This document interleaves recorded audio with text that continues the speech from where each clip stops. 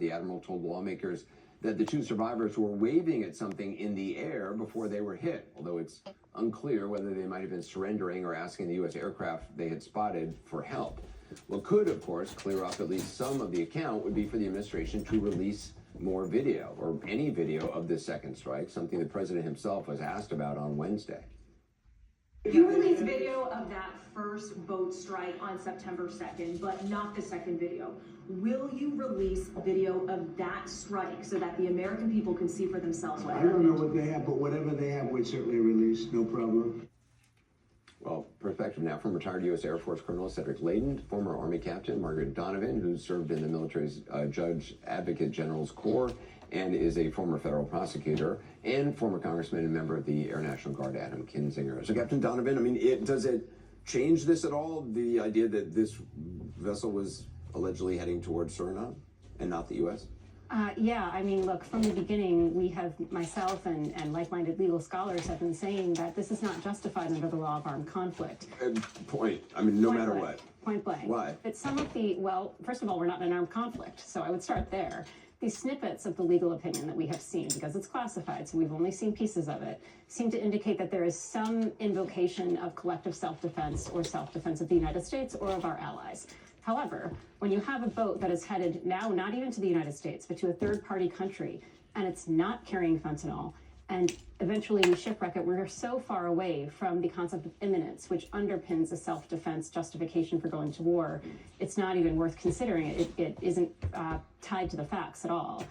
Having said all of that, I do just want to reiterate, we're not in an armed conflict, so we can talk about the second strike on September 2nd from an armed conflict perspective, if it helps us agree on how horrendous it was.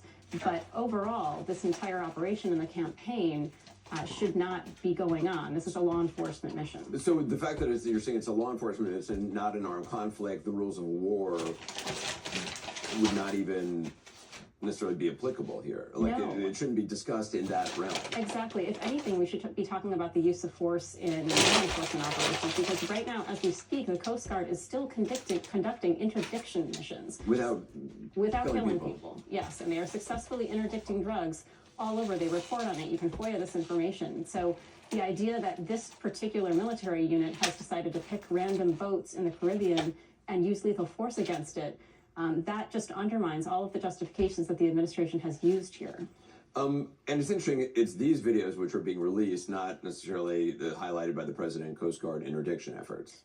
It is, but I'll tell you that if you look on, for example, Southcom's X page, you can search for the word vessel or interdict if they haven't taken it down yet, and you can find historic instances of when Southcom or when the Coast Guard has successfully interdicted drugs as recently as August, and they have done so with no loss of life and with no national embarrassment of this scandal that we're looking at. Colonel Layden, I mean, does it make sense to you that the military would target an alleged drug boat without clear evidence that it was even heading to the United States?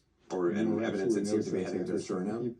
Yeah, no sense, Anderson, because the intelligence picture that they should be working off of is one in which they would have actual knowledge of the drugs going from point A to point B. And if point B is the United States, then that's one thing. But in this particular case, as Margaret was mentioning, we're talking about a completely different country here. We're talking about the country of Suriname, about the size of Georgia. Most of the drugs that go from Suriname or through Suriname end up in Europe or Africa. Very few of them end up in the United States. So it makes no sense from an intelligence perspective or from a military perspective to be conducting this operation. Congressman, I mean, we've been getting a drip of information coming out since the admiral testified. Where do you think this goes? I mean, do you see the administration actually releasing video? Because they're releasing new strike video of other boats.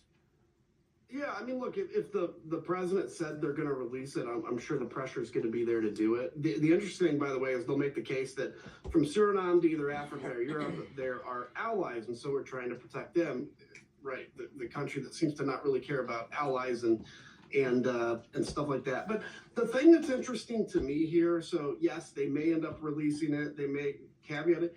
It's just the whole point is it is completely wasteful to be launching missiles at these boats when, as we talked about, you could interdict them for far cheaper. I mean, there's a cost issue here. I flew counter drug missions as an Air National Guard pilot, but every one of our missions were not about taking direct action.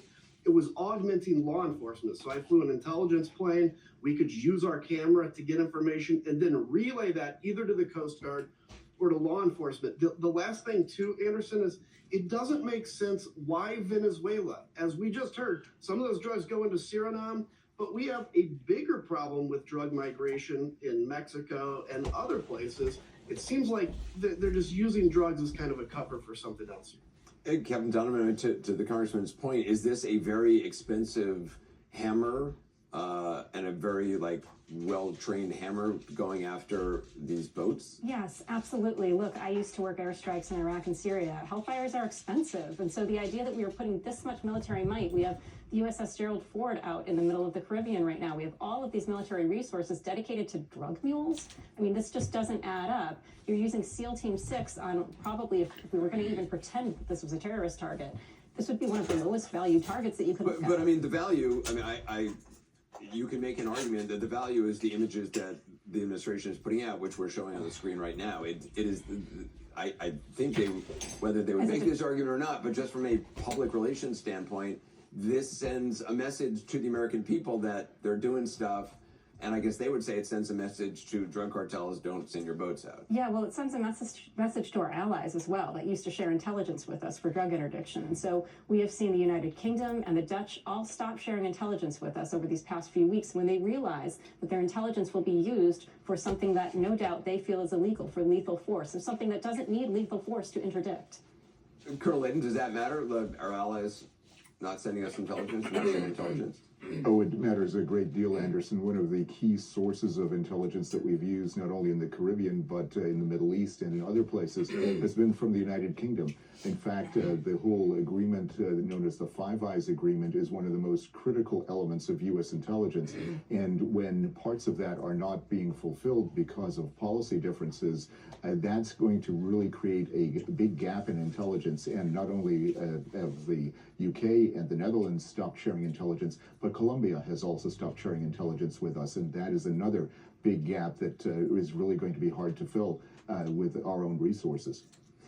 Congressman, it's interesting, though, the administration continues to do these strikes and put out the videos. Do you think that's a thumbing the nose at, oh, you can complain about this all you want, we're going to continue doing this? Is it trying to change the narrative? Oh, no, it's just like this is everything they do is they try to basically own the libs, right? If somebody gets mad about something, they double down on it, at least from the PR perspective. I mean, here's the other weird thing is typically when I was in Congress, if something like this was happening and they didn't want to get an authorization to use force or whatever, they would at least brief key members of the Intelligence Committee, the Armed Services Committee, and leadership. It appears they're not even doing that. And look, if we were serious about fighting drugs, we would model what we did in Colombia, which was really successful, which is Special Forces, the Green Berets, worked with the locals to build the actual domestic capacity there to fight drugs, and it was quite successful. But they did it with the cooperation of the Colombian government and, of course, in a peaceful way to build local capacity. But that is boring, and there's not pictures of it. Right. That's right. I mean, from a public relations standpoint, it's not a story you can tell.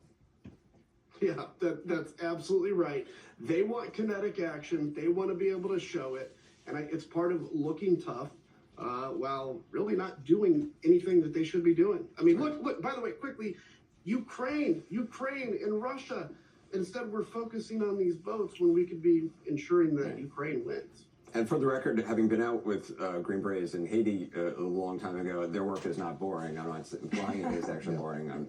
Congressman Kinzinger, appreciate it. Colonel Layton as well, and Captain Donovan as well. Thank you. Coming up next, the president gets a Peace Prize that critics say was made just for him. This is truly one of the great honors of my life. And beyond awards, John and I were discussing this. We saved millions and millions of lives. Later, a federal judge in Florida gives the word, paving the way for the public to see and hear what grand jurors in the Epstein case did. What this actually means, we'll have details on that ahead.